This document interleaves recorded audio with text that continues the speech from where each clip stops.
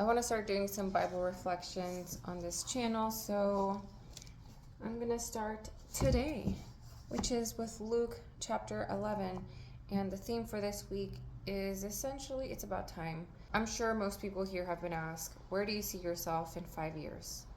And that's likely been at an interview, and you have to say, yeah, I see myself here, working hard, moving up in the company, whatever. But let's learn to be disciples together. And part of it is not focusing too much and worrying too much about the future.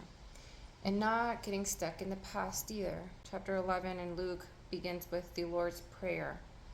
And the line that I wanted to highlight is, give us each day our daily bread. Oh my gosh, it's so windy outside.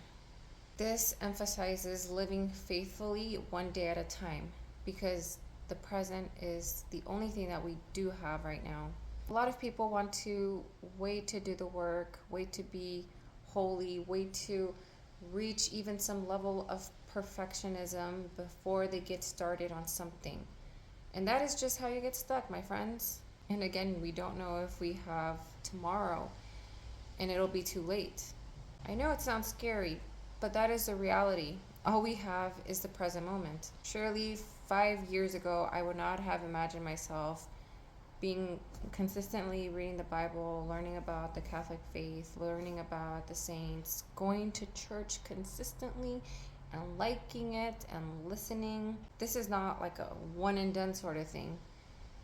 We need to constantly be working on ourselves. Further down this chapter, in verse 24, it talks about the return of the unclean spirit. And it says, when the unclean spirit has gone out of a person, it wanders through waterless regions looking for a resting place. But not finding any, it says, I will return to my house from which I came. So the house is, right, the person. It finds it swept and put in order. Then it goes and brings 7 other spirits more evil. Oh my gosh, it's so freaking windy. Distractions by the devil. Do not pay attention. Let's focus on this passage. I think it's really focusing on the present again. What can we do right now? Because we can't just have a one and done and then expect to be good. This is ongoing, because if not, you will be attacked by 7 evil spirits. Okay, maybe not 7, but this is something that we must consistently be working on.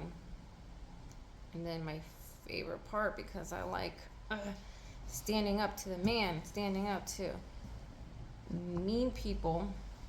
I mean, I like the idea of it, and I would definitely, I see myself, like, the more I get into the faith, the more important I see in speaking the truth and, just not letting losers like these Pharisees and lawyers think that they are in the right, because it doesn't matter what their position is, if their position of power, it doesn't matter how well they're liked by their friends and whatnot. People need to be put in their place sometimes, and this is what Jesus does. This is what he asks us to do also, which I know can be scary, but this is very sort of like empowering passage, verses 37 through 54, which is the end of the chapter. And Jesus denounces them, talking about how they do all these legalistic practices, which, the law itself is not wrong, and we're called to follow it. Now, we can challenge laws that oppose moral truth, but not through violence, which is a lot of what we see. But the best way is through prayer, through advocacy, and through peaceful demonstrations. He's got like 6 woes, 3 to the Pharisees and 3 to the lawyers. And woe is an oracle of impending judgment. So he starts all of these rebuking what they do, because the law is good and God did put it in place. They get focused so much on the legalism and traditions that they forget about what true justice and what love is. And so then the truth, the key of knowledge, the truth gets lost in complicated law, and they form their own interpretations, form their own traditions, and they lead others astray, which is what happens in our world today.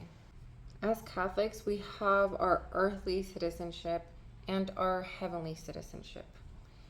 And I think the best thing to remember is that this life is fleeting. This earthly life is not going to last forever.